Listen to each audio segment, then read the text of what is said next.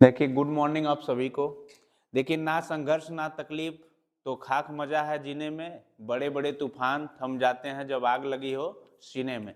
इसी के साथ हम लोग आते हैं। आज चैप्टर है सांख्यिकी स्टैटिक्स का कक्षा 6 का, जो कि इसको आप लोगों को पढ़ाएंगे, आप लोग जानते हैं, भाई सिद्धू सर के द्वारा। और यहाँ पे आज जो चैप्टर है ये 4D को क्या किया जाएगा, क्लियर किया जाएगा। तो हम लोग सांख्यिकी पढ़ते आ रहे हैं, 4A 4B 4C सेशन हमारा पार्ट 3 लगभग क्लियर हो गया है।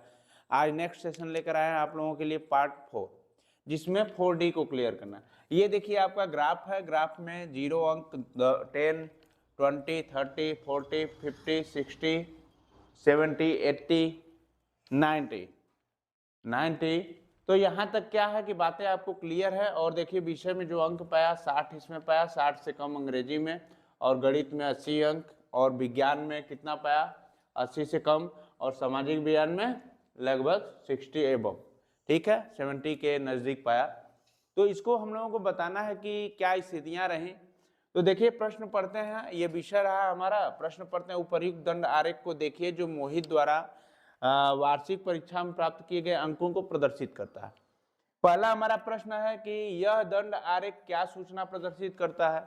तो सबसे बड़ी बात है कि ये विषयों में प्राप्त अंक को प्रदर्शित करता है। तो यहीं पे लिख लेंगे, क्योंकि जगह की कमी है, तो विषयों के अंक को प्रदर्शित करता है, ठीक है।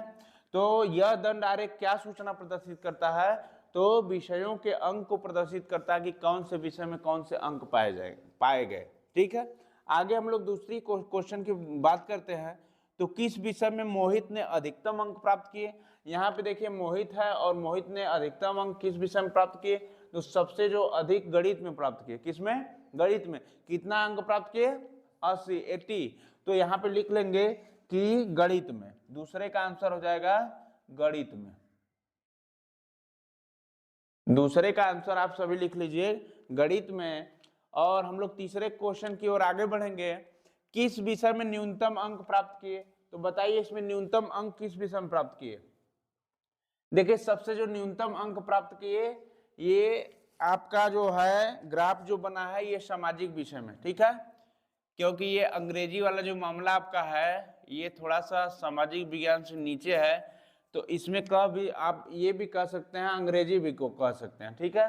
क्योंकि ये जो ग्राफ आपका था थोड़ा सा डाउन दिया है, और सामाजिक विज्ञान का सेम 60 पे दिया है, तो आपका अंग्रेजी और सामाजिक विज्ञान दोनों हो सकता है। तो आपके उत्तर के हिसाब से होगा। तो मैं यहाँ पे क्या लिख दे रहा हूँ, सामाजिक विज्ञान और अंग्रेजी। इसका आंसर हो जाएगा SST प्लस इंग्लिश, ठीक है। इसको आप लोग समझते रहना। नेक्स्ट है क्वेश्चन चौथा, प्रत्येक विषय के नाम और उन विषयों में प्राप्त किए गए अंकों को लिखना है। तो आप लोग आसानी से लिख सकते हैं। देखिए प्रत्येक विषय के नाम लिखना है। हिंदी लिख लो, क्या लिख लीजिए, हिंदी। हिंदी में कितना अंक पाया, हिंदी में 60 पाया। उसके बाद क्या लिखना है, उसके बाद अंग्रेजी। अंग्रेजी में कितना पाया, अंग्रेजी में गधों बताओ 55 पाया। कितना पाया, 55। अंग्रेजी के बाद आप लोग चलेंगे किसमें, गणित में। गणित में कितना पाया, गणित में कितना पाया, 80 लिख लीजिए।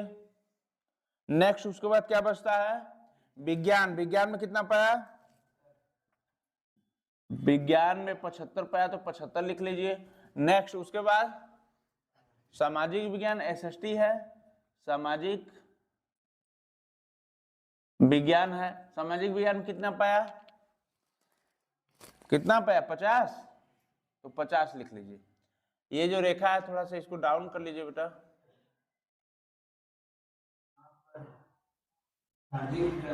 हाँ यहाँ पे सामाजिक विज्ञान हो जाएगा, चित्र के हिसाब से फिर भी सही था, ठीक है। चित्र के हिसाब से कोई गलती नहीं है, तो आप लोग इसमें लिख लीजिए सामाजिक विज्ञान को, SST सामाजिक विज्ञान, ठीक है। इसको नोट कर लीजिए, आपको सभी प्रश्नों का जवाब मिल गया होगा, नोट कीजिए।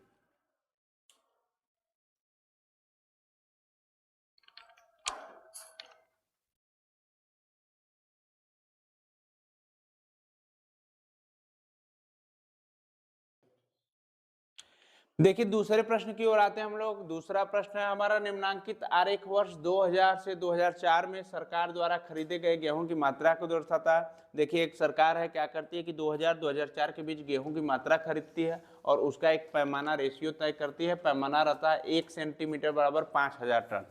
ठीक है, इस पैमानों को आप लोग मत भूलिएगा क्योंकि इससे क्वेश्चन बनेगा आगे। देखिए 0, 5, 10, 15, 20, 25 और 30, और इधर 2000 में खरीदे गए, 2001 में, 2002 में, 2003 में, 2004 में। अब आगे बढ़ते हैं। उपयुक्त दंड आरेख पर आधारित निम्नलिखित प्रश्नों के उत्तर दीजिए। तो प्रश्नों के उत्तर देना है, तो प्रश्नों के उत्तर देने से पहले हिम्मत मत खोना, अभी बहुत आगे जाना है। हिम्मत मत खोना, अभी बहुत आगे जाना है। उन्होंने कहा था तेरे बस की बात नहीं, उन्होंने कहा था तेरे बस की बात नहीं, अभी उन्हें भी करके दिखाना है। ज्यादा से ज्यादा नंबर लाके हमको दिखाना है। तो आगे देखिए इस आरेख का पैमाना क्या है। तो इस आरेख का पैमाना क्या है पूछा है, तो आप सीधी सीधी बात करेंगे कि इस आरेख का जो पैमाना है 1 सेंटीमीटर बराबर क्या है, 1 सेंटीमीटर बराबर 5000 टन। जो कि अगर ईमानदारी से पढ़ा हुआ बच्चा है तो तुरंत यहाँ पे मैं बताया कि पैमाना को याद रखिएगा, तुरंत कर लेगा। बाकी चीजें आगे देखिए। दूसरे नंबर की है, किस वर्ष में गेहूं की अधिकतम मात्रा खरीदी गई है और कितनी। देखिए गेहूं जो खरीदा गया सबसे ज्यादा, ये किस वर्ष में खरीदा गया है, 2004 में। कितना, 30,000 टन। तो देखिए ये बात कर लीजिए कि किस वर्ष में गेहूं की अधिकतम मात्रा खरीदी गई है, तो यहाँ पे लिख लीजिए 2004 में, और कितना, 30,000 टन, 30,000 टन। अब आगे बढ़ते हैं अगले क्वेश्चन की तरफ। तीसरा नंबर, किस वर्ष में गेहूं की न्यूनतम मात्रा खरीदी गई है। तो गेहूं की न्यूनतम मात्रा कब खरीदी गई है बेटा, 2000 में। तो यहाँ लिखिए 2000 में कितना, 15,000 बस टन खरीदी गई है। तो यहाँ पे लिख लीजिए आंसर में 2000। आगे वर्ष 2002 में गेहूं की कितनी मात्रा खरीदी गई है। वर्ष 2002 में, 2002 पे आते हैं हम लोग, कितने बेटा, 20,000 टन। तो यहाँ पे लिख लीजिए आंसर चौथे का 20,000 टन। थोड़ा सा आप लोग ये मत सोचिएगा सर जी कि बगल में क्यों लिख रहे हैं, तो थोड़ा सा समस्या है। किस वर्ष में गेहूं की अधिकतम मात्रा खरीदी गई और कितनी, 2004 में 30,000 टन खरीदी गई। बाकी आपके सामने प्रश्नों का उत्तर रहा, आप लोग इस नोट कर लीजिए। देखिए आज का जो 4D रहा सेशन ये समाप्त हुआ, और पंखों से कुछ नहीं होता, हौसले से उड़ान होती है। मंजिल उन्हीं को मिलती है जिनके सपनों में जान होती है।